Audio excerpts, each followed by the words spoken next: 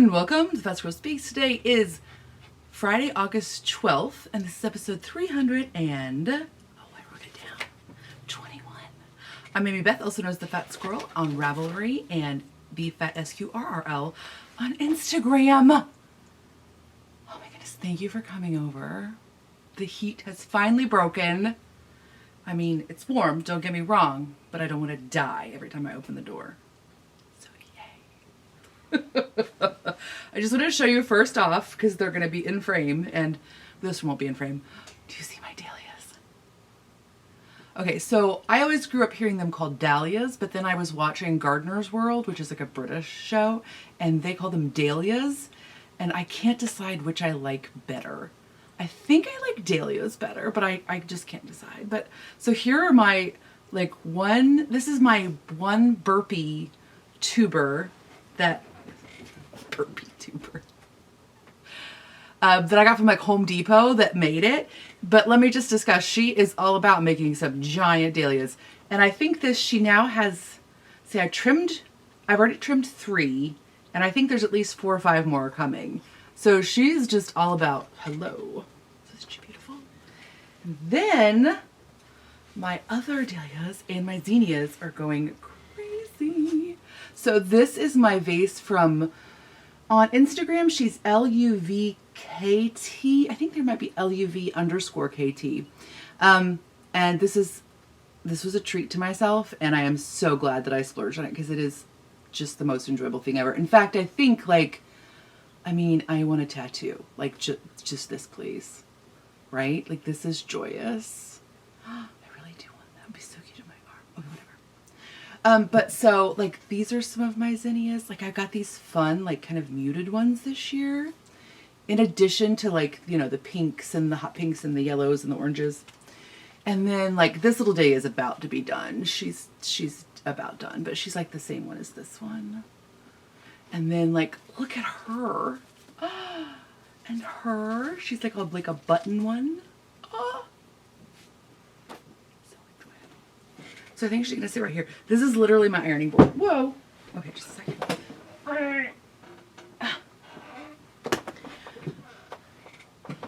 Thanks for coming over, and, feel free to judge me. My house is I told you last time it looked like a bomb went off. No, that was great. It was perfect. I got my Spoonflower shipment that included my pre-order fabrics and then also a few Halloween fabrics and my fabrics for the wool gathering in Yellow Springs, Ohio at Young's Dairy. Let me discuss. I'm going to be there. Other amazing people will be there. Cinnamon ice cream will be there. Cheese curds. I've never had a cheese curd, but people who do like them say they are good, so I'm going to trust them. If you want to come, but you're bound with family or people who are just not super into wooling, there are activities there. There's a putt-putt golf, and they used to have the burlap bag, big giant slide, and a few other things. I'm not sure what's there, but you can check it out.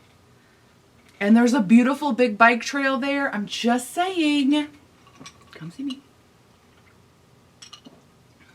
But anyway, so there were 12 giant boxes of fabric and then another 4 boxes of liners and then zippers. I still haven't gotten my backpacking gear put away because in theory I'm going to make an episode about that. It's chaos. Straight up. Oh, and Spoonflower sent, there was an error. They're usually so great, and they took care of it, lickety split, but they sent me 45 yards of denim that was actually from somebody else's order. It just in the shipping somehow they got confused or whatever, so then I had all of that hanging out. Bananas, y'all. Bananas. So thanks for being patient. You can take flowers home. Do we have snacks? I have a little mason jar of flowers for you in there. It's just a jelly jar. So you can keep that one because I did just clean out a bunch of an embarrassing amount of strawberry jam that did not get eaten in time. I'm not going to make jam for these people. They want to pick the strawberries. They do not want to eat the jam. Anyway. What was I going to say? Oh, but did I show you this scene? Look how pretty she is. Okay, so there's a jelly jar in there. You don't even have to bring the jar back, was what I was trying to say. There's apples, but they're not orchard apples yet. But I will say they're quite good. There's pink ladies. I loved pink ladies when they first started coming out. And then they started having this problem with the outside of the apple would look beautiful, but when you would cut into it, it would have browning. And it was just due to how they were stored. But you couldn't tell. Like when you were buying, like you couldn't tell. And so you would just cut into your apple and be like, no. But lately when I've gotten them, that problem seems to be corrected. Anyway, they're delicious. And there's some good cheese. And I'm sure there's other things. Yeah, you'll find something. Rummage around. You have refrigerator rights. This episode will contain shameless self-promotion.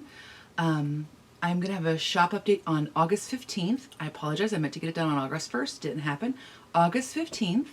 Kind of like upcoming in shop update stuff. I probably will not get Halloween until September 15th, which scares me, because I know a lot of people like to have that ahead of time, but I mean, let's face it, y'all can be spooky all year round, right? It's going to be fine. So that'll be September 15th, and then, of course, Young's Dairy. What else? I'm going to do a fun pre-order in September. I'm so excited about it. It's going to involve, like, I'm just going to say, I think I was told they were 16th century dresses and judgy birds. That's all I'm going to say. It's going to be awesome. So that's what's coming up in shop stuff. So, okay, this episode will contain shameless self-promotion. It will contain, we're probably going to do business up front. So shameless self-promotion, patron prizes. Did you think I forgot? I didn't forget. I've been feeling guilty for weeks. Did that get me to do it? No, but I mean, I did feel it. Patron prizes. We will have knitting. We'll have some spinning. I have finished objects. And then I think I'll just chat a little bit about backpacking. So my plan on backpacking stuff is just in this episode, I'm just going to kind of talk about the trip just in general, just in like a little bit. And then I'll do an actual episode that will be more like, that will not be yarny also, for fat people or just general people, whatevs. But I just specifically want it to be searchable for fat folks.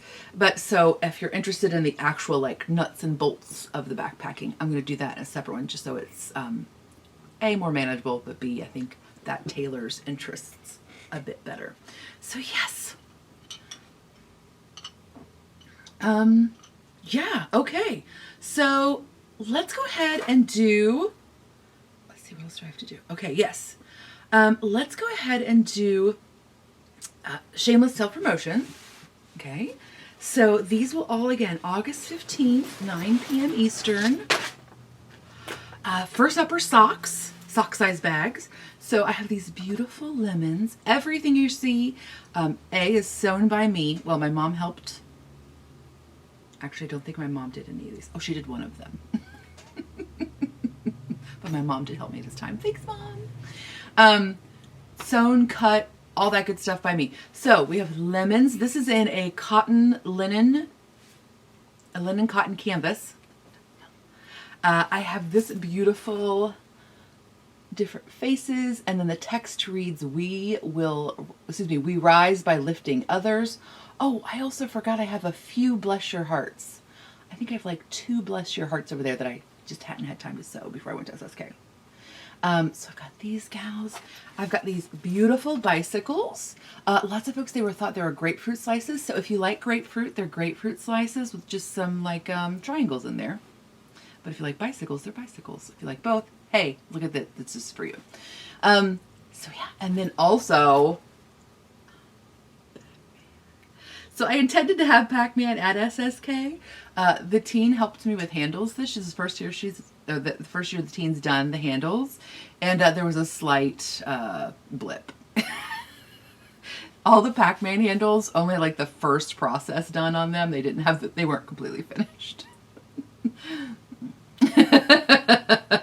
Let's just say the ting got a little burnout to the end there. So yeah, so those are all the sock size. And then in the large wedge, and again, sock is perfect either if you do double points or circs to do your, like magic looping to do your socks. Of course, it's also fine for like a hat or a glove project that's like a one skein project. Large wedge, great for like 2 to 3 skein projects. This like kind of like fallish, floral, paisley-ish, right? I've got these fun plants. I do have this print in my Aran size bag, the biggest bag I do as well. I have You're Awesome, Keep That Shit Up, because don't we all need to hear that more often? I have a Nope, which we all need to say more often probably. So those are all my large wedges. And then in the sweater size, which is great for like 3 to 5, maybe, and I'm talking like 100 gram skeins. Maybe even 6, but I would say 3 to 5 is a good spot. I have this awesome like circuitry kind of resistors. I don't know, you could make it subway in your head, whatever. I just really liked the colors and the graphic element of it. And I always like an excuse to use a hot pink zipper. Just honest here, y'all. Yes, I've got that. I've got these beautiful ladies. And these, most of my bags vary, like where the print is going to lie, but these are pretty consistent. So you will, if you're like, oh, I really like the blonde on the bottom, like that's all you're going to get of her. Sorry. I have this super fun, like very lush foliage. There's like a peacock tail up here. We got a bird. I just like these colors, this like orangey goodness with this like very green tealy goodness. Oof. I've got some bicycles that are not grapefruits, that are definitely bicycles. And then I have one Aran's, I think there's a few, but they're just one print of the biggest bag, and that is this great fun foliage, right? Ugh, don't you just wish you had a front window? Oh, it looked like that. Well, you do if you're me, because I can't keep plants alive in the house. Not good on that. Not good. It just, my little house is not made for that. It would be made for that if I didn't have a dog. I was going to say dogs. Annie doesn't jump on stuff. She's basically a saint. But Gus, I was so excited at one point. I got like this like kind of like low cabinet with like glass doors on it, and I put it in front of the window, and I was like, oh, I'm gonna have a place to like put pretty things like that are just like joyful and we got Gus. That's his now. That's where he sits and looks at the groundhog and then goes bananas and like jumps on the window. It's also though where he like sits and waits for us to come home, so it's fine. He's terribly charming, little turkey. Okay, so then let's do patron prizes.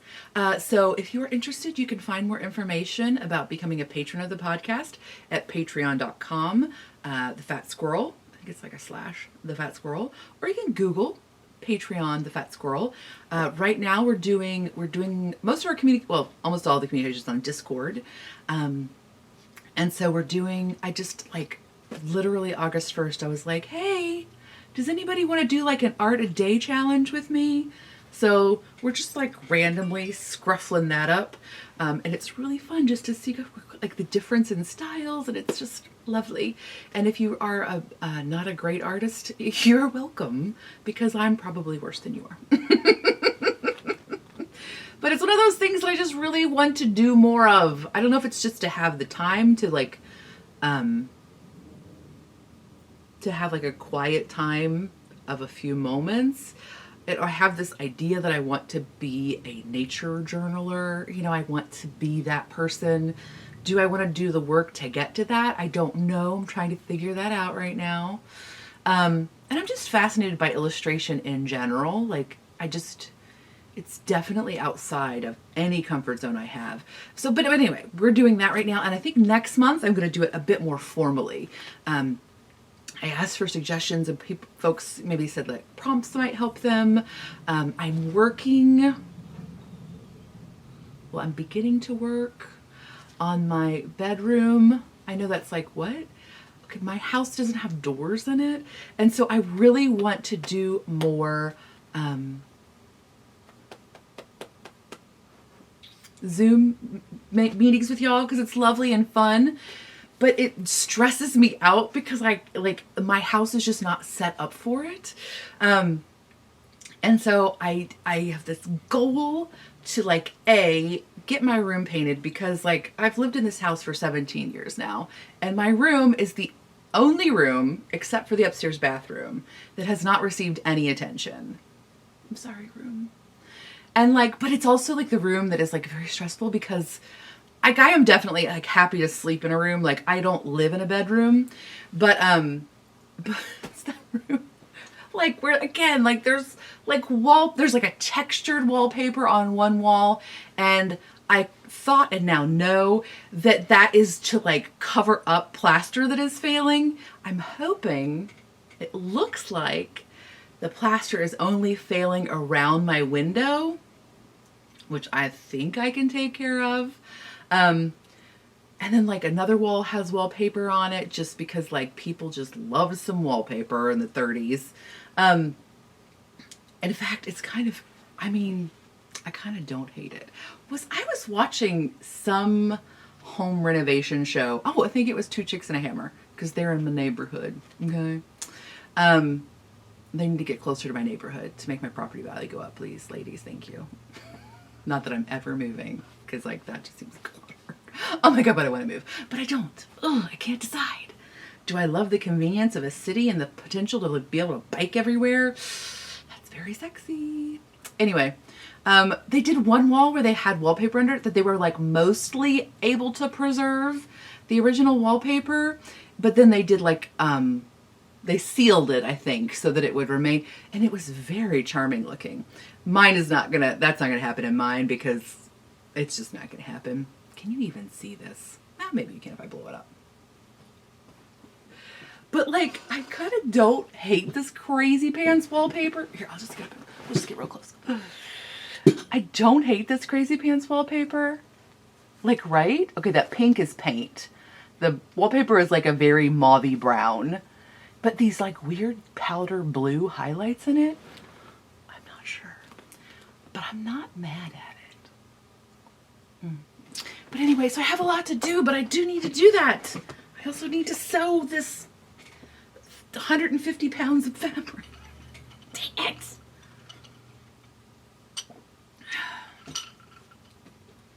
Why is cocaine so expensive and bad for you?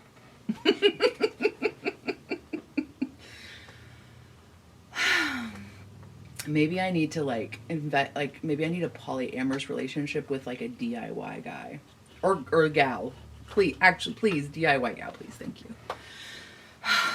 Anyway, so I do really want to work on it. I have now a vision of what I want, and so I'm hoping that will actually propel me forward versus before me just being like, I don't know. Do you want to hear my vision? Oh my gosh, patrons, I'm going to do a prize. Don't worry, just a minute. You know you sponsored me for this very reason. Okay, so we have subfloor upstairs, but the subfloor is like wood slab, but it's not hardwood. It's not like pretty, like lovely hardwood. Could it be finished and sanded and then, but it's not going to be hardwood. Like it's going to gouge and like it's the whole thing. And it's been painted like before with definitely lead paint. Oh, that's a whole other thing, but whatever. So I think I'm going to just paint the floors. I love the aesthetic of like a painted wood floor anyway, but I was really like kind of going back and forth. I love both the idea of doing like a glassy green, like that celadon-y, but like a little bit more saturated, a little bit bluer. Just that kind of like sea glass. That's maybe like sea glass green, like super shiny painted. But I also love the black painted. I don't know, like there's some sort of Victorian goth in me somewhere. And like I could not decide, but I think I'm going with the black. I know, naysay me, it's fine, go for it. I mean, the worst that happens is I hate it and then we put a floor over it, like in a minute.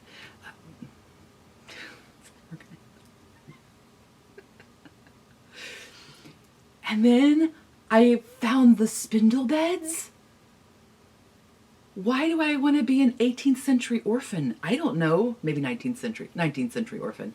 Like the like knobby, like very skinny, like black. Do I want metal or wood? I don't know. I can't decide. But anyway, I have visions now, so I'm hoping that that will propel me forward. Annie, it's okay. That's a bus. Oh my gosh, I gotta go get the teen from school soon. I'm not happy about doing drop-off and pickup, but they don't have their bus passes yet. They just ride the city bus because they're teenagers. But they don't have them yet, so I've been doing both back and forth, and it's not cool. I don't know how y'all do this all the time. It makes me stabby. I literally like, can I volunteer to be the traffic person at this school? There's no traffic person. It's chaos. It's anarchy. People just like stop and wait in the middle of in the front of the school. Like, are they waiting to make sure their kid goes in the building? What are you waiting there for? Or they like stop and have like a 10-minute conversation with their kid. You've been in the car with that kid from somewhere. Get it out of the car. Move along. And then people have me gaslighted. Okay, so like it's a very busy road that you have to pull out on, and it's 4 lanes with like the lane in the middle, right? I'm sorry, US drivers. Everybody else is like, what are you talking about? So there's 2 lanes going east, 2 lanes going west. There's a lane in the middle that has like the arrows that do this thing, like on the ground. They're painted. They're not, nothing's happening up here. It's on the ground. Okay. Like people literally had me thinking I didn't know how to use that lane because nobody who is making a left-hand turn will pull into it. They want all of the traffic to be gone. They want a completely open road. Maybe they'll let a car be in that farthest lane before they'll turn left. People have me just screaming. Use a turning lane! Like an insane person. Again, they had me tricked. Like the first week of school, I was like, I Googled like, is that lane different in different states? Like, is that an Ohio thing? Did I learn wrong?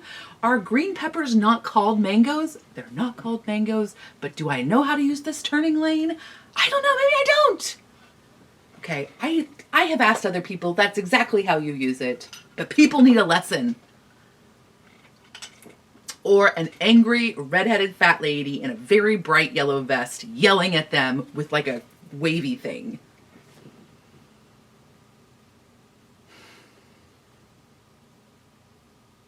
I'm sorry, I am a Virgo rising and I like a rule.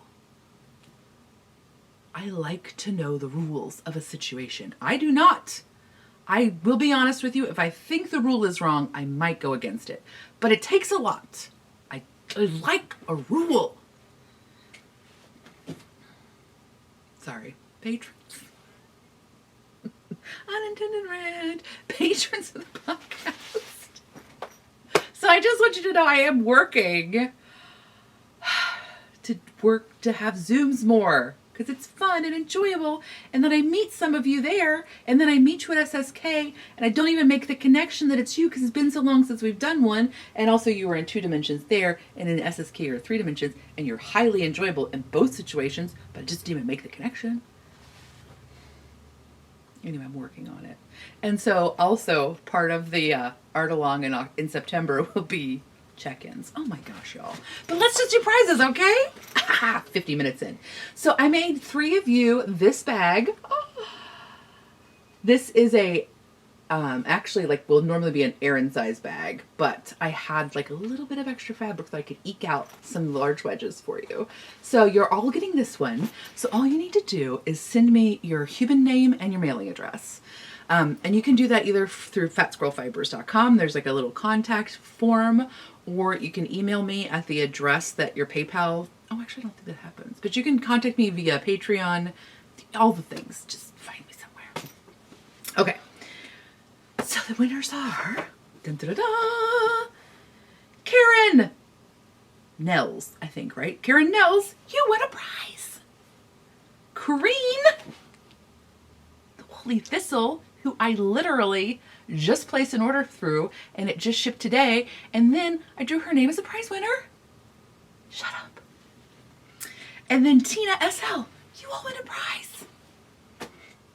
Corinne, you don't have to send me your address. I have that. And I might have your other Owens, but just in case you might have moved. I don't know. Send it to me. So those are the prize winners. Yay! Thank you so much to the patrons of the podcast. You don't even know. You don't even know. Thank you.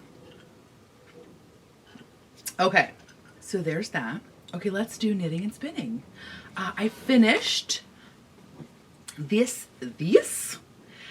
is one of my monthly bat clubs from Knit Spin Farm. She does amazing bats. She does amazing self-striping yarn. She raises amazing pigs. She makes amazing whatever. She's amazing. And this was December 2021, Murky Tides, which is, I always forget to look up how to say this.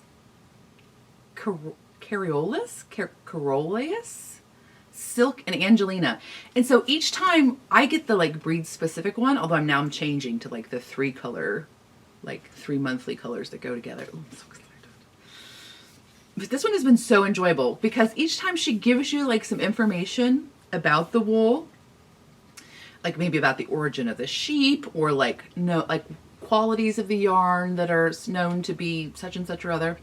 And so this one, the main thing that I thought was helpful was that, excuse me, it's primarily a meat sheep, right?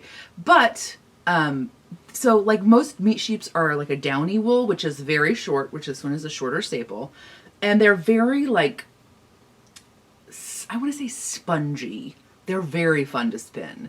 They allegedly don't felt as much, so they're great if you're wanting to do sock yarns and things like that, and they just have a great texture. But this one is a little bit hairier because I know that's like a bad word, but it is not quite as spongy as the other downs because it was developed from Leicester long wools. So how fun is that? And you can totally tell. Anyway. Actually, that's a French word, so that is not at all how you pronounce it. I apologize. I don't know.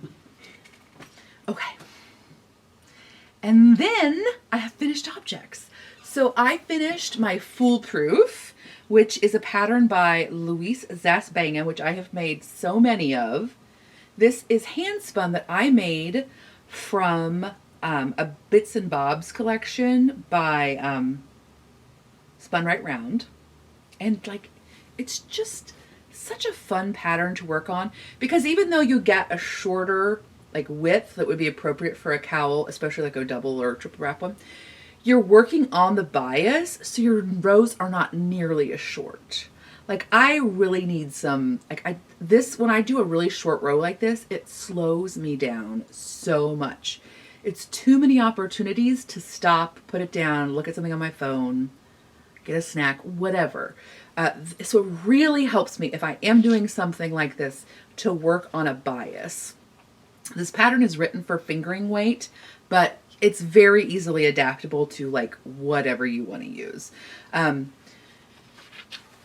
so yeah, so basically you get 2 triangles, a triangle there, and then a triangle approximately on the other half, like halfway on the other side.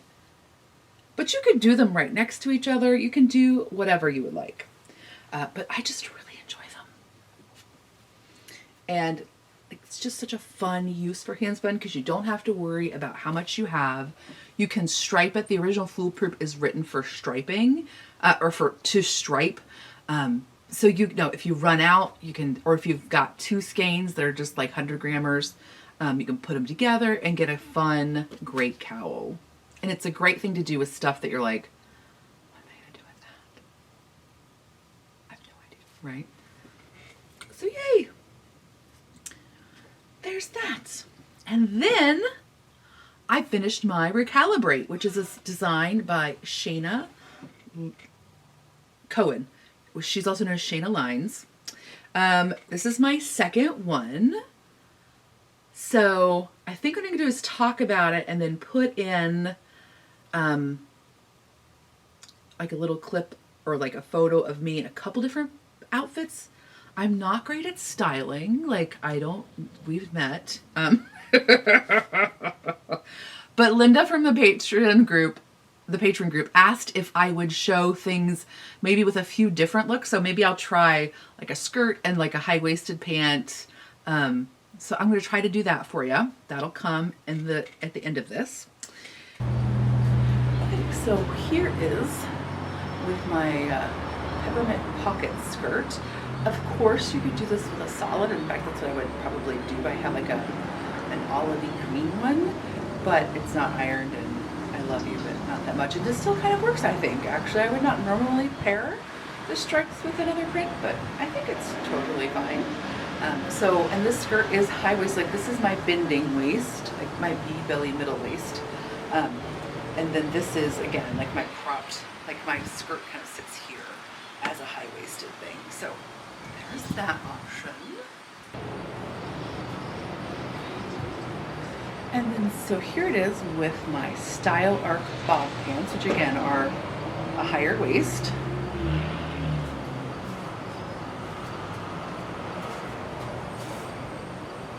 And I think this is a very fun look. And then next I'll show it to you with a t-shirt underneath of it, just to see, and just jeans, I guess, to see what that's gonna look like. And so here it is with just jeans and a t-shirt underneath. So yeah, you could definitely wear it in multiple seasons. I think another really cute look would be to wear it over like an empire waisted dress, so that then as long as the like waistline fell, I mean, you do whatever. But I would also like if I had a waistline that was like up here, I think that would be super cute. It was like a long sleeve or like a 3/4 sleeve or even a sleeveless. But a dress that had a higher waistline, I think that would be really cute. I just don't happen to have one of those that matches. So yeah, there it is. But first I'm going to talk about the pattern itself. Now this is the second one I've made. The first one I made was hand spun and a commercial yarn, and it was thicker. It was like a sport to maybe even DK weight. This one is all fingering. So this Wollmeise was given, I have an end on the wrong side. I just noticed it. This Wollmeise was given to me by Nancy like several years ago. Nancy, thank you for reminding me. She said that when she shopped, she shopped for it in Germany. Like how cute, how cool is that? She was visiting her son and grandchildren. I mean, I'm sure son, partner, I don't know. But grandchildren. And she said like at the time she thinks her granddaughter was a toddler, and now she's 14. And I was just like, yeah, that sounds about right. It has just been waiting. So thank you, Nancy. So that is the kind of tobacco color. Then I think, I don't know what this is from. I don't know. The purple, I don't even know. And then like this is some leftover Madeline Tosh. Again, like a sock, like Madeline Tosh sock or Madeline Tosh twist. I'm not sure. So the pattern is written for fingering, right? So, oh, I meant to do that first. Oh, that's okay. So Stephanie asked if I, cause I do lots of times, I modify patterns like almost every time, probably every time. But with these, I really haven't, because they have a boxier look to them. I didn't need to like change shaping in any way. Obviously the first one I said, I made it, it was like a sport to DK. I'm going to say sport. So like that was a change in terms of, you know, just like a different fabric or gauge. I guess I did change it in a way. I don't like loose garter stitches much. And actually, you know, Victoria, that might apply to your question too. Victoria said, like, because I asked on the patrons if anybody had questions, and she said that she struggles to like have her garter stitch look nice. And I wonder if it's because, like, for me, if my garter stitch is too loose, it really starts to like get more wonky. I mean, I think that's just any gauge. Like, or I mean, that wouldn't be a specific issue to me. I think that would be just a general thing. Like, there's more room for error. Like, again, the percentage errors increase over faster when there's like looser gauge. So for me, like a lot of time, I know that I'm a loose knitter. So usually I start going down 2 needle sizes for a pattern. Occasionally get a pattern designer who will put her actual needle size in that she uses, and it will be smaller. But again, usually you'll find that out right away. So for example, on this pattern, the recalibrate, let me just look really quickly. And also like a lot of tops to help with like drapiness and like to make them cooler for summer weather, they will be knit at a looser gauge. And that gauge tends to be looser than I want it to be. Does that make sense? So like lots of times on those like,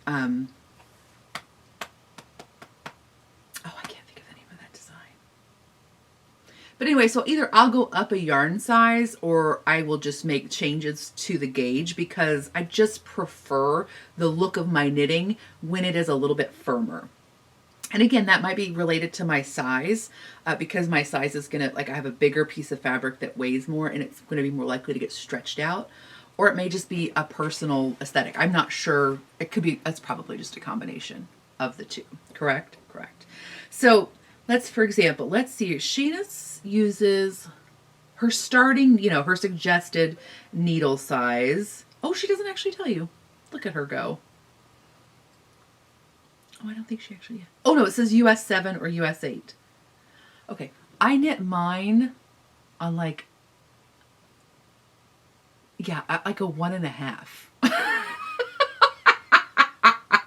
Now, of course, that means you're going to use more yarn, so you gotta be like prepared for that. I'm almost positive that I knit this on a 1.5. Maybe a 3. I could go look again, but like, I'm almost, you know what? I'm just going to go get my knitting bag. I'll be right back. Okay. So yeah, I'm pretty sure it was a 1.5. I don't know. I actually can't tell for sure, but just to give you an idea, Sheena's gauge that she suggests is 17 stitches 17 stitches makes 4 inches. And I just measured mine, it's been blocked. I haven't worn it fully yet, but it's 20 stitches to the inch relaxed. So I just like a firmer garter stitch. So that might be something with it. In fact, I'm also knitting my S-John from Stephen West on a 1.5, even though that's definitely not what the suggested needle size is. Just because, again, I like the look. And like when I have a finished shawl, I like it to be denser. That's personally like just what I prefer. The ones that are like much looser, I just don't even wear because they just feel like they're noodles. I don't know. And then, right? And then, let's see what else.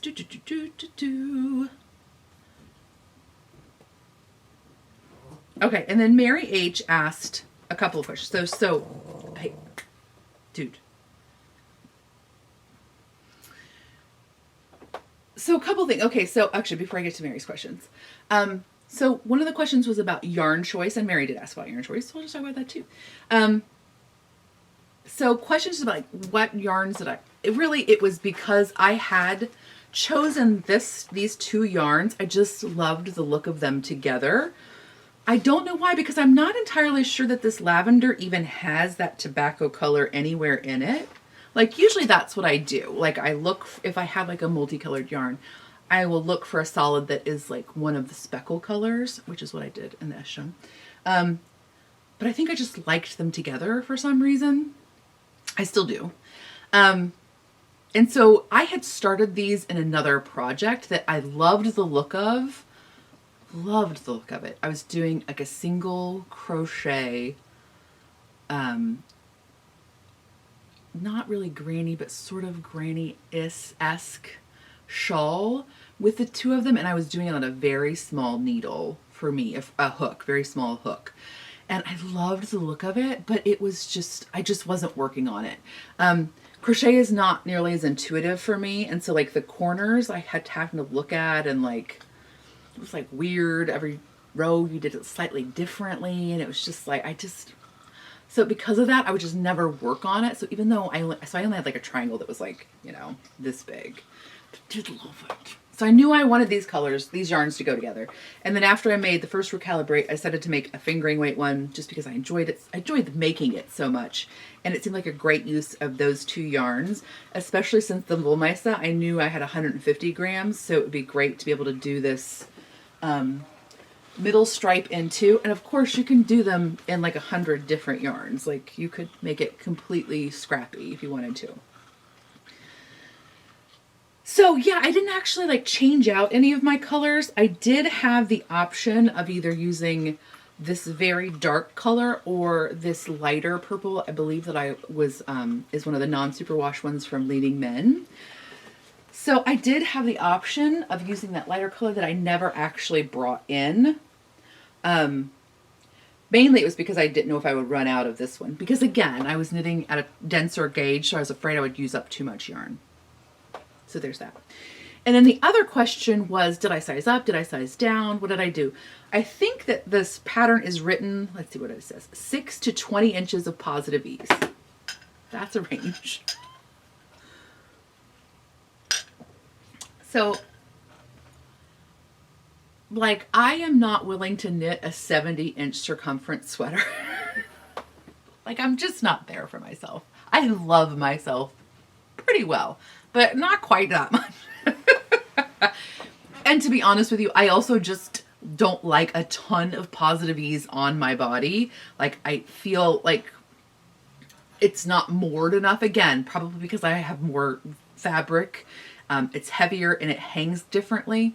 And it feels like it's not anchored. Because again, in these kind of boxy sweaters, the only place they're really anchoring lots of times is at the shoulder and maybe at the underarm, but not really, because again, usually that ease is also in your sleeve. And so they feel like they're just like gonna fall off of me. Again, I also have a narrower shoulder for my bust circumference. So that is just how I feel more comfortable.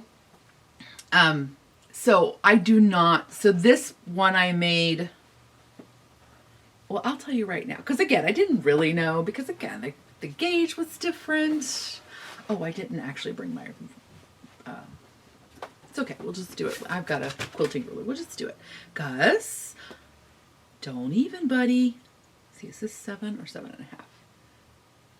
It's 7, okay. So it's 1, 2, 3, so 24. So this actually has negative ease for me. Again, it's garter stitch. Like if it's just lying flat and there's no tension on the fabric, it's got negative ease for me. Negative 2 inches actually. But on, it doesn't seem like it's tight.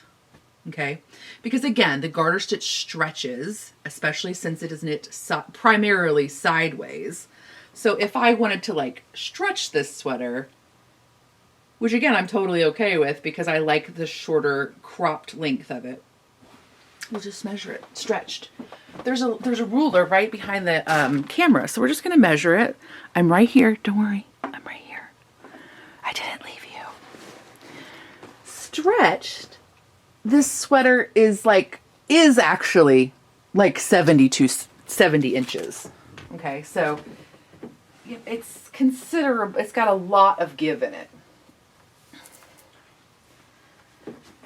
And so I'll just put it on right now since we're talking about it. But I'll do better pictures in a bit. But since we're talking about specifically. So again, like when it's completely relaxed, not stretched at all, there's negative ease. But, you know, it doesn't, I mean, I guess it kind of reads as negative because you have a little bit of movement in this stripe. Like the stripe's not perfect. Like you can kind of It's not perfectly vertical. But yeah, that's mine. And this is about how my other one fits too, my hand spun one. And isn't that fun, the purple stripe on the side? I love it. And so this one is also super easy to modify. I guess I kind of did modify a little bit the underarm. So if you are a person, I'm still here, just stop. So if you're a person who might have trouble, like for your ready to wear clothes, if they don't tend to fit you in the bicep, if those things tend to be either too tight or too loose in your bicep, this one actually is quite easy to change the armhole depth, okay? Because the way it's constructed, you're knitting the front and back panels and then you join them at this underarm. And so if you get to your front and back panels and then you just like kind of flip them over your head, because you can do that. You have live stitches like on these sides, but it's pretty easy to do. And you're like, whoa, this is gonna be, or again, you like lay it out and it's like, whoa, this is way too small. Or, okay, maybe not way too small. If it's like, oh, I need a few inches in there, I need some wiggle room. You could literally cast this on wider, this underarm stripe, and your sleeve would be a little bit shorter, just again, because your body's taking up more of that width than you had originally planned it. But it's very easy. Also, it's true if your body is changing sizes, which most bodies do. You know, if you really love the sweater and I'm like, oh, that's precious yarn. Or if you're hesitant to use precious yarn, this is a great way to do it, because if your body changes, you can literally rip this out. Okay, it's a little bit, not much knitting. I mean, look, that's like, you know, I don't know how many stitches this is, but it's not that much. You could just rip that out and either narrow it or widen it if you need a little bit of extra room. But again, another great thing about having a sweater that has such a range of ease is that, you know, if you kind of hit that middle, then if your body changes a little bit this way or that way, it's probably, you know, you might know it, but it's probably still going to function well for you as a sweater, as a garment, excuse me. So that is one of the great things, especially if you're new to sweater knitting or you're maybe just not as confident. These kind of boxier styles are great in that way. If you like that aesthetic of like a little bit of a roomier sweater, okay? I'm going for that other size. Like I'm going for a smaller size because I just know that I don't like as much volume for me personally. But I mean, if you don't have something like the try it on room, which again, nobody has access to because that's amazing, but you know, go to a store and try on a sweater that sort of has a similar profile. If you can find one, you know, see if you like it. Does it jive with you? You know, if you don't have anything in that silhouette, try to find something similar ready to wear. Do you like it? Hey, I do like this. Take your measuring tape with you, or if your phone has the measuring thing, measure it. See what those dimensions are. You don't have to buy it, just measure it, take note of it, and then you can kind of make something that's going to work like that for you. Hope that's helpful. Okay. I think that was all the questions I had. But highly recommend it. It's very fun to knit. Scooby-Doo. Okay, works in progress. Okay. Oh no, that's the other one. So here's my striped Esjan. It's Esjan by Stephen West. I am knitting mine with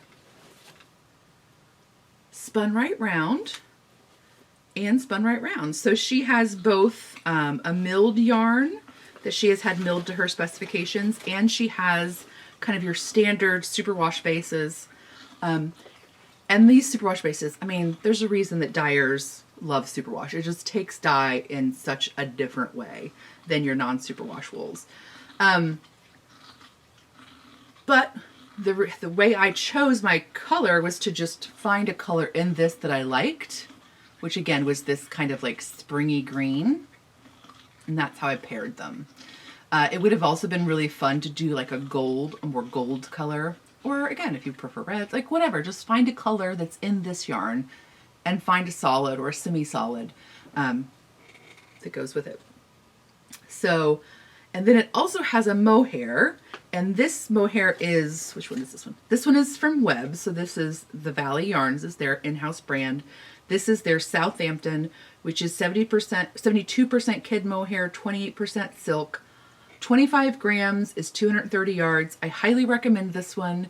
The Knit Picks one is great too if you're looking for a mohair silk that is a little bit more budget friendly.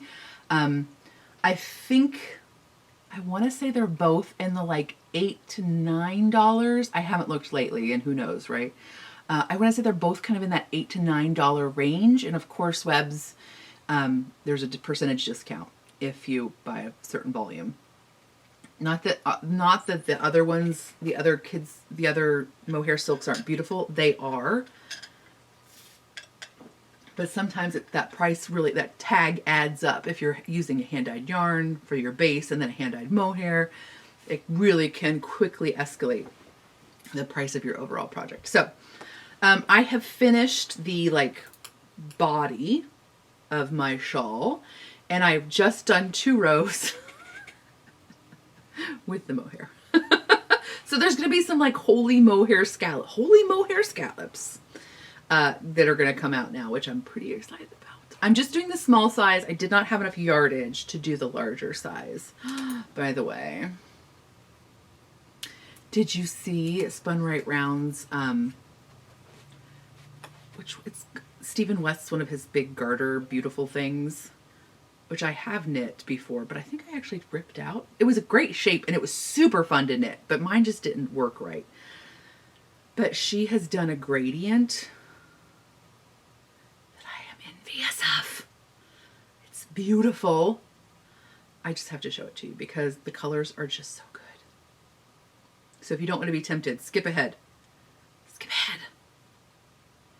But it's just so yummy. I have to show it to you. So it's Garter Abyss. That's what it is. I mean, look at those colors. I'm dying. Like the minty mint and the gold together. So delicious. Oh my gosh. Camera? Really? Camera. Oh, there we go. Phew. Like, how good is that? I may have had I think she was doing a pre-order. I may have had that tab open in my phone for like a week. Like, no, down girl. So pretty. And this is in one of my very old Fat Squirrel bags. I promise you, I try to over-engineer things so they work out well for you long term. I don't know how old this bag is. This print's actually no longer available in Spoonful. I really wanted to do it again, but sadly, it's no longer available, or at least I couldn't find it. If you could find it, tell me, please, because I love it. But this bag is like at least 8 years old, I think, 7, 8, and she still looks great. If I do say so myself. Okay, then my next project. Okay, I'm knitting the frog. The Frog by Claire Garland. Claire Garland does a ton of super cute toys. If you're on her mailing list, I think like one Friday a month, she tries to offer a free pattern. Like this month it was this like rhinoceros, which is so stinking cute. Which I definitely need to make. But she does it old school. She does flat pieces and seaming, which is not the way that I like to do toys. But there's a reason she does them that way. It gives her, I mean, it does give you a lot more flexibility in the pattern making process, like in terms of shaping and things like that. It does give you, you know, you're not worrying about trying to do intarsia because you have a frog with a white belly and a green back. Are you dying? Are you dying? And what this is like on Instagram, somebody has made this little frog and has done like stop motion animation with it. I'm angry at Instagram for many reasons, but I'm still on there because There's like a frog taking a bath, a knitted frog. So good.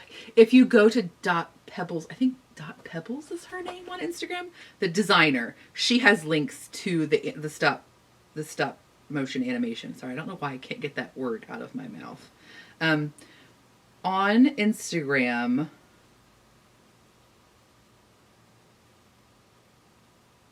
yes, okay, it's .pebbles_Ravelry. Is that right? That doesn't sound right. .pebbles_knits. Okay. That is the designer's webpage, and she has links to. She also has, I mean, all of her softies are just amazing. I mean, just amazing. But she also has like links to the. Oh my God. So many. Just go look. I want to look with you. We need to do this together. Can we just have one video of just me being like, oh my gosh, like just as I scroll through Instagram and look at frog animations? I mean, I'm ready for it. So yes, they are knit flat, then seamed. Mine is wonky because like my little torso is like skewed this way. Because like, I can't seam things. Like, I'm not great at it. But whatever, he's still stinking cute. He's only got one leg so far. The leg is knit like I-cord, so you don't have to seam the leg. So that's good. I might sew his little lip down a little bit. I think I probably should. She suggests doing that. But then I just got some slitty eyes. Oh my gosh, camera, really. And the way you knit, she suggests, like, most of her stuffies are knit with one strand of like standard yarn and then a strand of mohair silk. Hello. The lady who made me cannot sew, so my abdomen's a little crooked. Okay. So what I used for the body is some hand spun that I had made a million years ago, but seemed quite toady colored, toady froggy. And then this might be Knit Picks. This one I think is Knit Picks. I don't know, but this one's Knit Picks. And then just a skein of like some like leftover Malintosh in paper color or something like that. So, like, I mean, you really can't tell the difference between the webs and the, I mean, I'm sure if you like looked at it, you could, but like just casually, it's very hard to tell the difference between their mohair silks. So yeah, so cute. It's like not 1-to-1 seaming because like the body has more rows than the abdomen, so you kind of have to like, I really should, oh, whatever. I'm gonna make another one, I'm sure. I'm gonna make like 12 more. It's gonna be fine. I'll get better. I'll get better. That said, her patterns are super clearly written. Like, even though they're seaming, which I don't love, they are very clearly written. One thing I would love is that some other toy designers like Susan B. Anderson, and then the woman who does the Toots, is it Tootsie? That sounds like very wrong.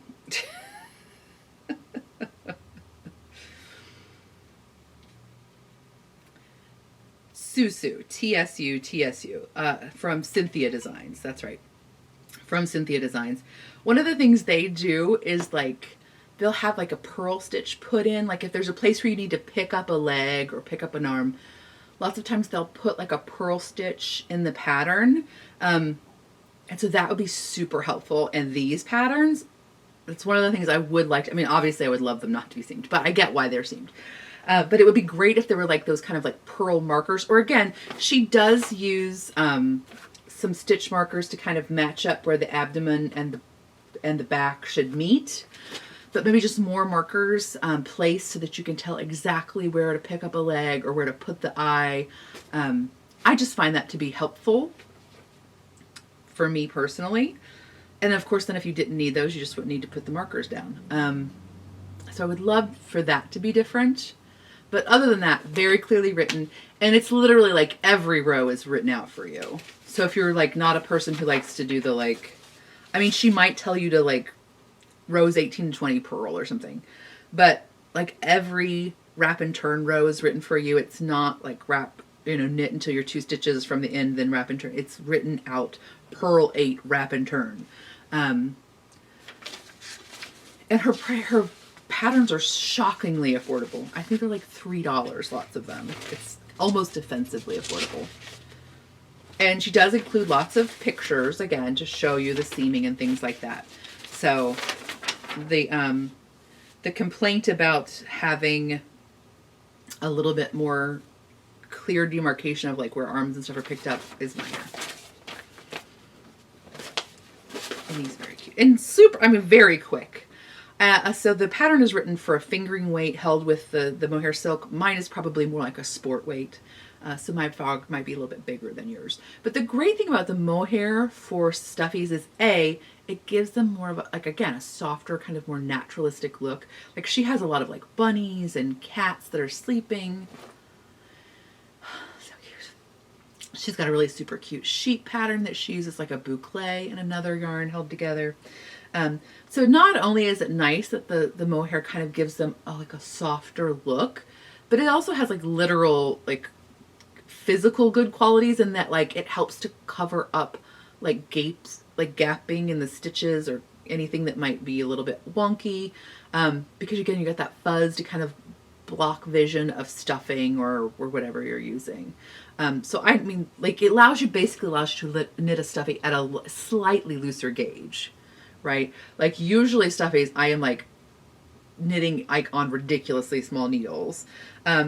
But I think this one I was knitting on 2.5s, and still got a really great fabric, a US 2.5.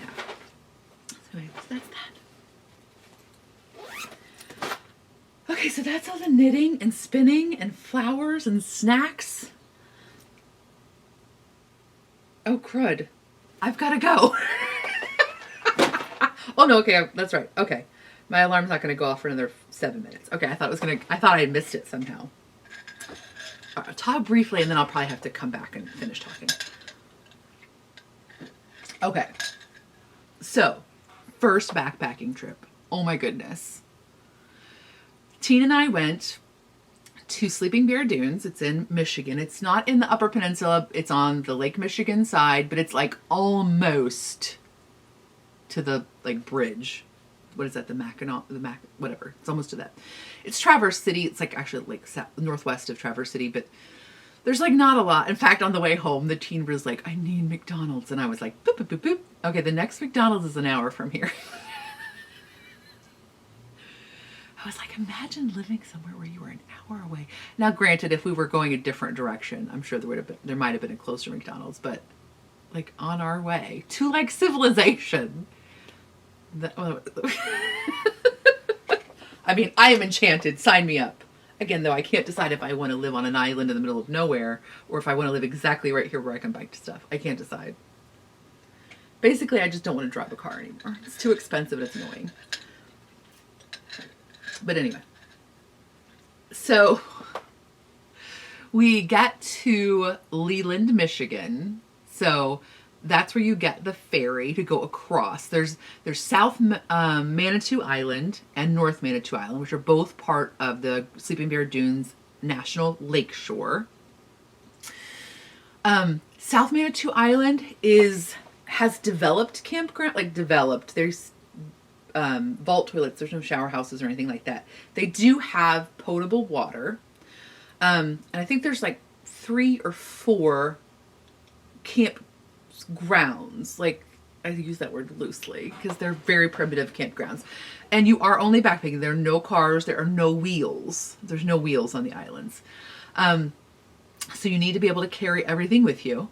But you can do like base camping, you know, like if there are campsites that are fairly close to the ferry dock.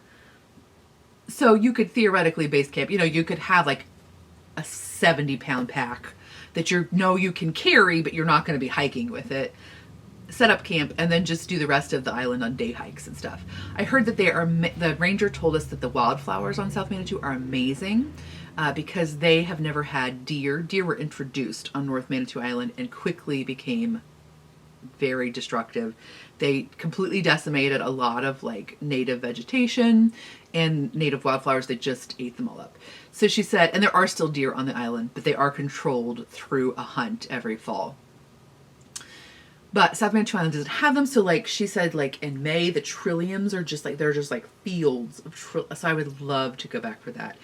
And like that, the South Manitou Island is only like 10 miles if you do like the beach hike all the way around, which you can do.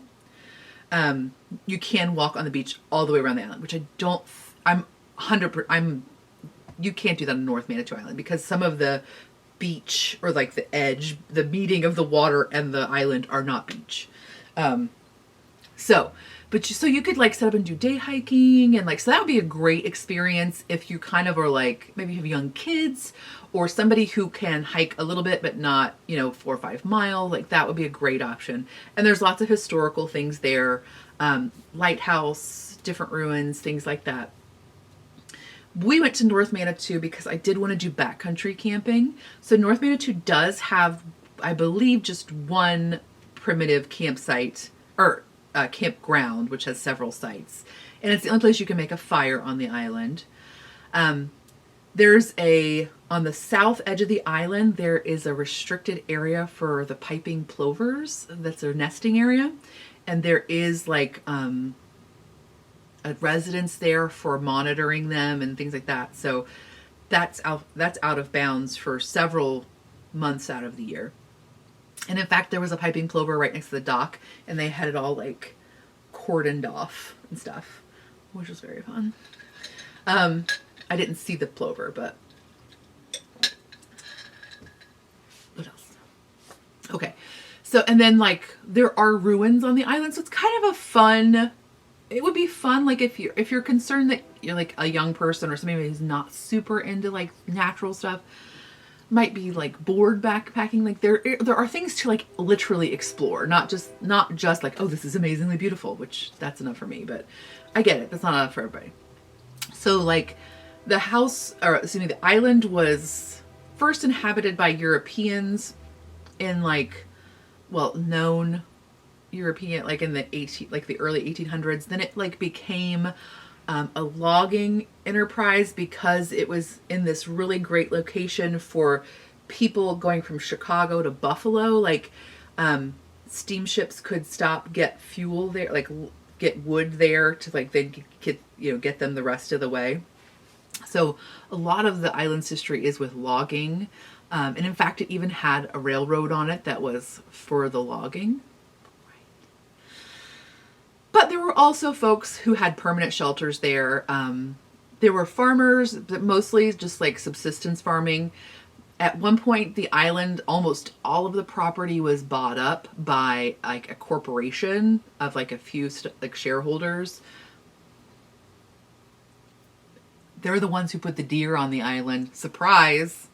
They thought they would make it like a hunting lodge thing.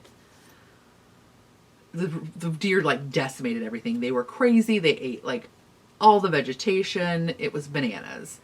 It's terrible. Like ecologically just totally destructive. Again, now they have them under control. We did get to see a doe and her fawns. Like the first night we camped, there was like this open meadow, and I was all like, let's camp in the open meadow. And my teen was very wisely like, Mom, there is wind coming off. In fact, when we got there was this like beautiful bluff. I mean, just beautiful. Like just again, the lake is just like gorgeous, and like the waves, and you can hear them all night. So amazing. But people had like set up camp there, and I was like, oh, that's amazing. They did not stay there very long. It's just like so windy. So I was like, but I want to sleep in this meadow. But the teen was very wisely like, also the teen was hammock camping, so they needed trees literally. And found me like a great flat site right there. And it was really great because again, like I got to hear the waves and the beautiful things, but I was not getting like my tent flap wasn't like rustling all night, so that was like a really smart move, kid. But I'm getting ahead of myself. So we land on the ferry. The first tree I see is an apple tree. Know it's gonna be good. So the first tree I see is an apple tree. The island has both an apple orchard and a cherry orchard from way back when on it. And definitely like I'm reading a book about it. Like there were itinerant folks. Is that the right word? there were people who just lived there temporarily to pick fruit, and then move on. And of course, there's like some people were like, actually, these conditions were fairly good for the time, and then other people were like, no, they weren't. So I don't know. I'm sure they weren't good because like nobody treats. I mean, nobody treats people that work as well as they should when they're a corporation, or very, very few do. But so that was part of it, part of the island's economies. So yeah, it's just like, it's had this like, so there are ruins of things. There's like a car graveyard from when the logging companies were there. Lots of the island has like just homesteads that then have like, the park was established, I think in the 70s, or at least the land was purchased in the 70s. So some of the homes have just like degraded over time. The homes that are there when you get off the ferry are kind of like being maintained to some extent. Like some of them are actually residences for the rangers while they're on duty. But so you get there, you get a little talk from the ranger just about like leave no trace, things like that. Kind of like general, like, direct, like you can get to the campground this, like just general like safety. There are no like dangerous animals. There are theoretically coyotes. I don't know. I can't tell for sure.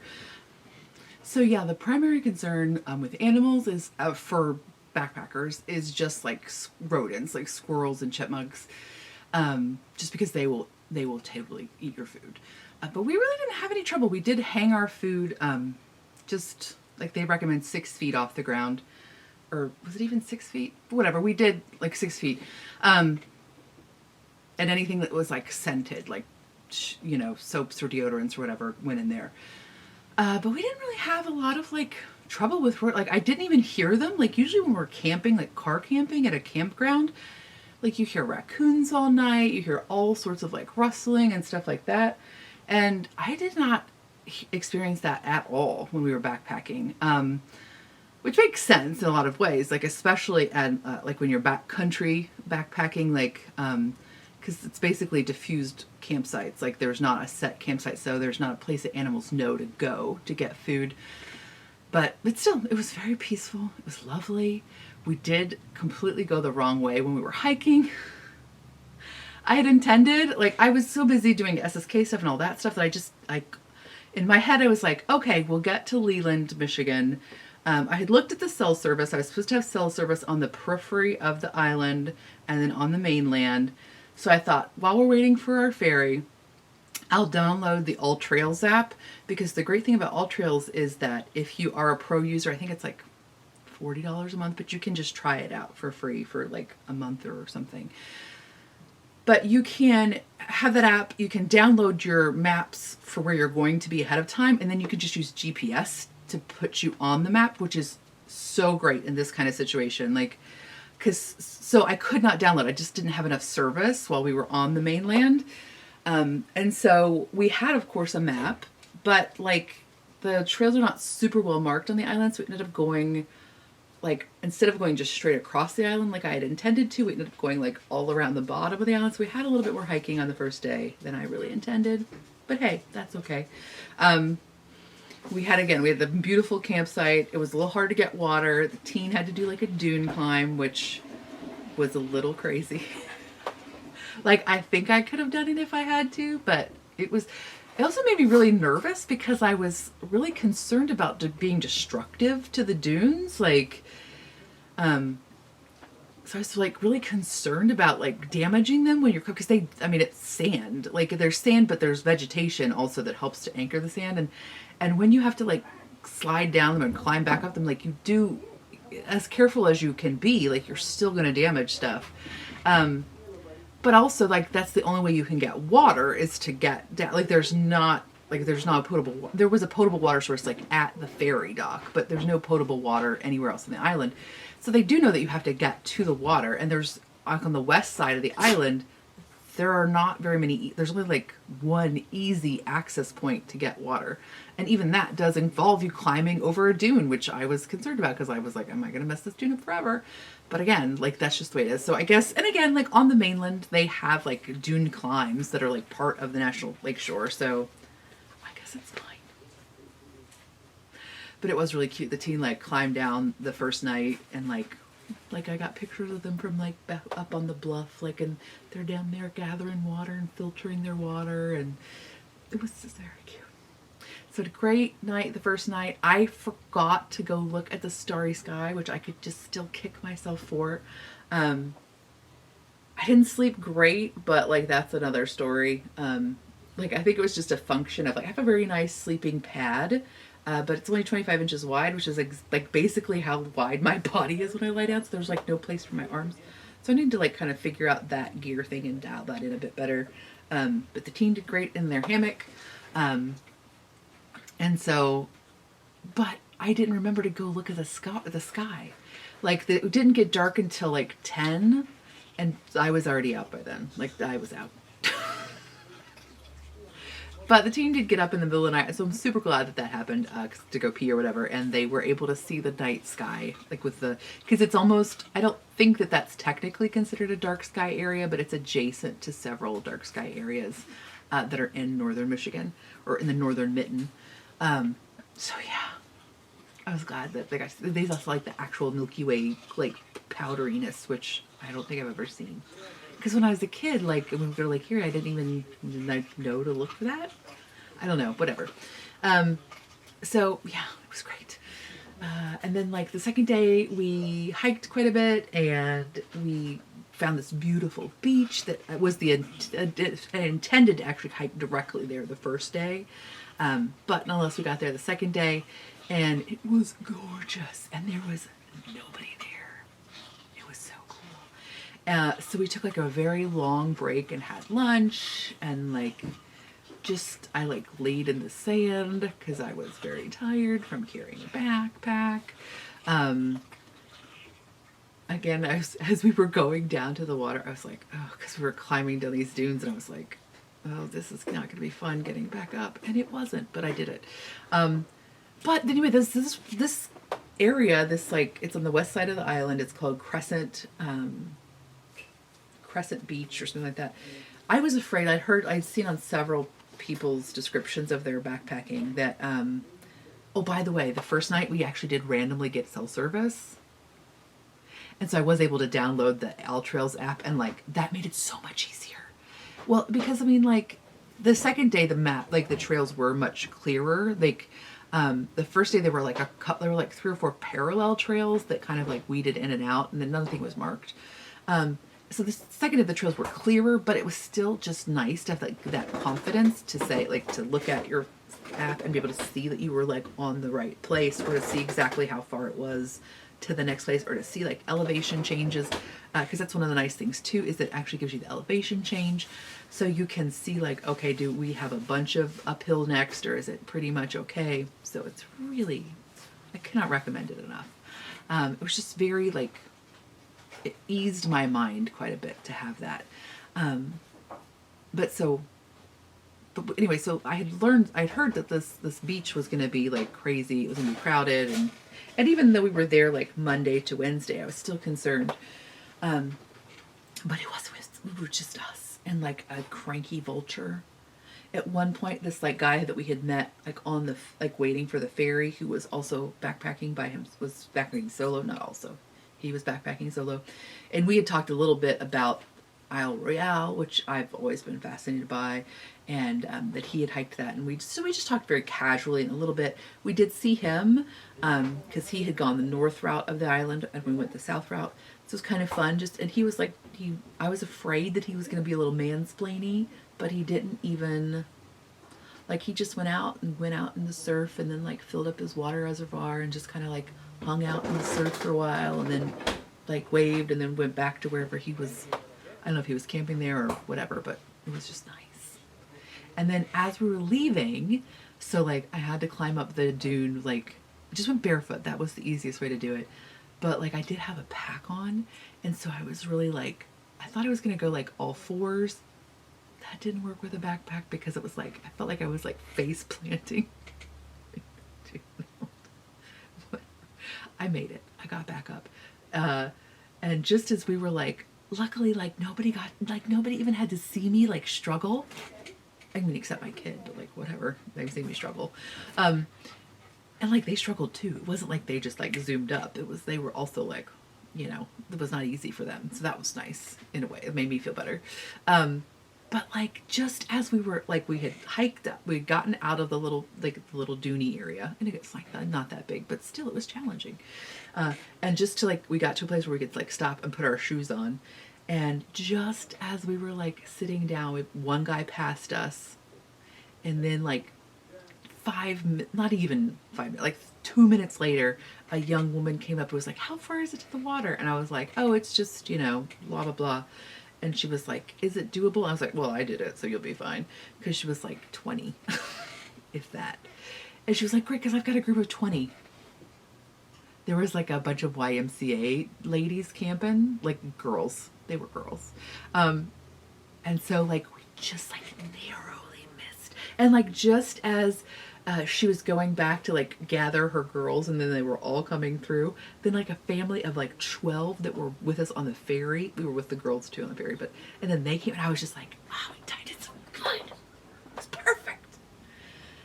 So then we went back across the island because I knew that the second day we had to meet the ferry at noon, and I didn't, or the third day after the second night we had to meet the ferry at noon, and I didn't want to have a big hike before that, just like because again for my own stress level I didn't want to do that. But so we hiked, and then like we saw a gabillion tiny toads. They were like just baby toads.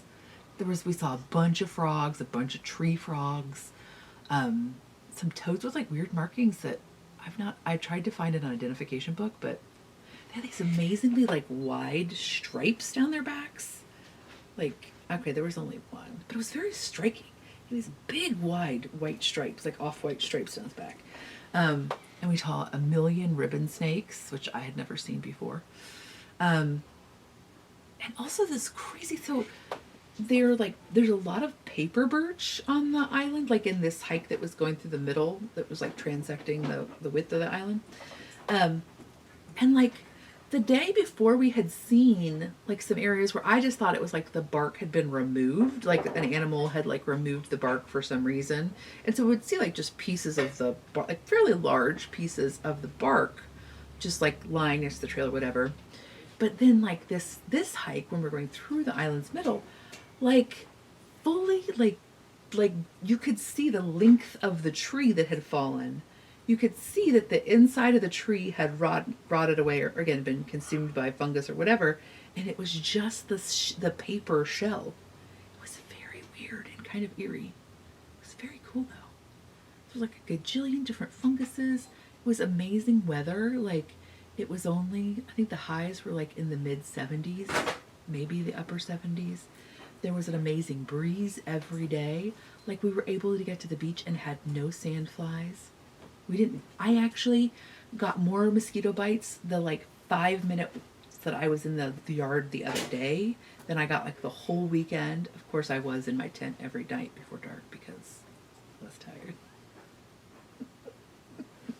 But still, that's kind of amazing.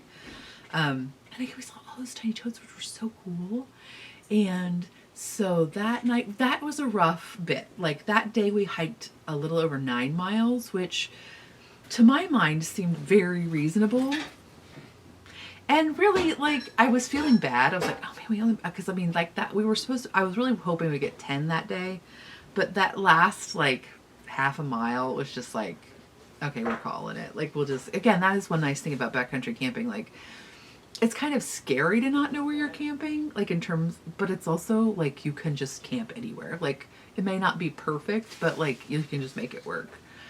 Which was the case. Like it was fine for the teen hammock camping because there was like trees everywhere. I was not able to find a good level place without walking. Like I don't know where I would have had to go, but it was good enough, you know, to put my tent up and everything. Sorry, my husband came from work and it's just like cussing up a storm in the background about like life not working well for him today. So I hope that none of that bled through. I hope I stopped it before it happened, but just apologies if I didn't catch it.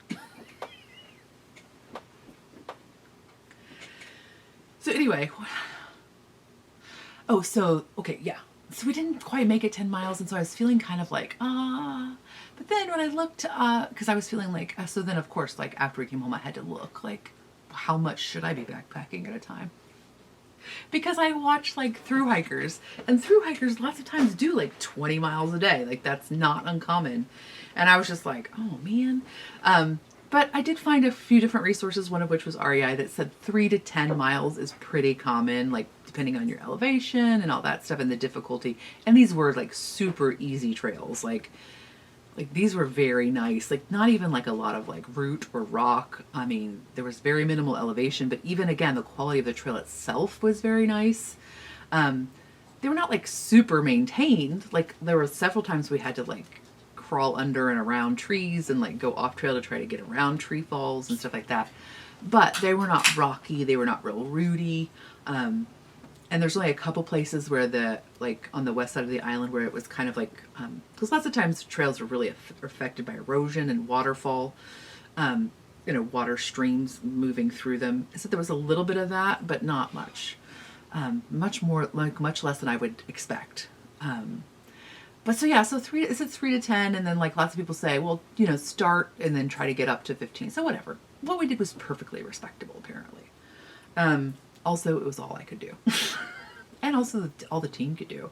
They like totally kind of like wonkied up their knee. And then the next day they were still feeling like their knee was a little bit wonky. So I said, well, I'll take some of your weight. So I like took like literally like not even 5 pounds. I don't even think it was 5 pounds of weight. I just stopped like every 2 minutes because I was like, that 5 pounds, man. So, when like ultralighters and stuff are talking about like every little ounce counts and you're like, does it though? Yeah, it really does. Like that, like just again, like what, 5 pounds is like what? 3%, it's like 2.5% of my body weight or something. Not even. It's not even 2% of my body weight. Kicked my butt to carry that extra 5 pounds. I mean, again, you're also talking about cumulatively, like how much we've hiked and again, being like it's a 7.5 hour drive and like not sleeping great, but you know what I mean? Like it did make a significant difference that last day, but it was really great. I mean, that last little bit was kind of rough. Like that, I mean, okay, it was rough. It was not kind of rough. That last half a mile was rough the first night, or the second night, excuse me. And like it was a little bit anxious feeling, like not knowing for sure where you were going to get water. And I mean, you can find that information. Like sometimes there are, lots of places are water sources, but there was always access to water. It just was like, how easy is it to access that water would be the issue on this island. But I think I really liked it. I would like to do it again and work on having more time in the evening to just read or sketch or do that kind of stuff, because we had a little bit of that. But I mean, part of that's also like the dynamic of like a parent-child interaction and going out and backpacking versus like peers, or I can definitely see the appeal of going by yourself and just having like a cheap like getaway, like, This was not super cheap because we had to pay for ferry tickets, but like the backcountry permit was like $10 a night.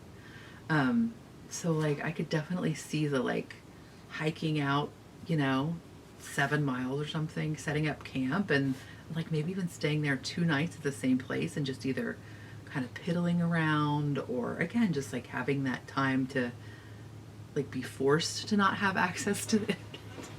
I know that at any moment I could just turn off my internet, but I just don't have the will to do it. So like to being forced to having that downtime and that quiet time to read or draw or, whatever, or just sit and watch things happen. Yeah, I think I could get into it. It's heavy. Backpacks are heavy. I mean, I think I was at like, probably with water, I was at 30 pounds, like with full water. And I was very, like, I carried 3 liters, like whenever we refilled, I carried a full 3 liters because I know that when I get dehydrated, I don't do well. And also I was kind of trying to be like a backup in case the team didn't have enough water or whatever. But yeah, it was very enjoyable. We just brought snacks. And then again, like we did like those freeze-dried meals. I'm not gonna lie, like the first night I didn't even eat at dinner because I was just like tired and like just was not feeling it. But the second night when I had that like, what was it? Chicken and dumplings. It was delicious. The dumplings were not completely rehydrated all the way right in the middle. Didn't matter. It was still yummy. It was like gravy and chicken and peas and carrots and dumpling bits. It was delicious. So yeah, I looked into like doing dehydrating stuff for back, but I was like, this time just like make it easy. And then maybe that's something I can do later. Especially for myself versus like figuring out what somebody else wants to eat and what have you. But I think, yeah, I can totally see. And as it would be a fun knitting retreat. So fun. Again, we could just like have base camp kind of situation where we would hike out, you know, have a little base camp so that you could either like swim or, oh my God, wouldn't that be fun? I would just love to swim with a bunch of fat ladies also. Can I just put that request in? Can I just have like a fat positive knitters backpacking? It's an interesting subset, and I bet you would all be amazing. Like we could just like camp and like swim and knit and hang out on a beach. How cool would that be? Just saying, it would be awesome. So yeah, I mean, I think that like that second night I was like, I don't know if I like this or not. Because again, I did have trouble sleeping. I think if I had gotten better sleep, it would have been a better overall experience for me. So that's something I can work on. And there's a couple of different things I could do to try to make that better. But we'll see how it goes. I think it's totally something I could get into. But yeah. So I guess that's enough of me talking. Again, I'll do another video about like, again, the more logistics of it, like in terms of like what gear worked for me, and it will be skewed toward like a beginner's level, a fat level, because it is so hard to find gear that works for fat bodies. I mean, it's a lot easier now than it would have been 10, 20 years ago, but it's still a challenge. So I'll talk about a little bit like what I brought that worked and maybe what didn't. And what like maybe I will do differently next time, and what I'm like still not sure of how to fix for next time. But yeah, I think that's enough of me jammering for now. So I still need to go, I guess I need to get pictures of the recalibrate, but then yes, that's all. And I will talk to you next time. Bye.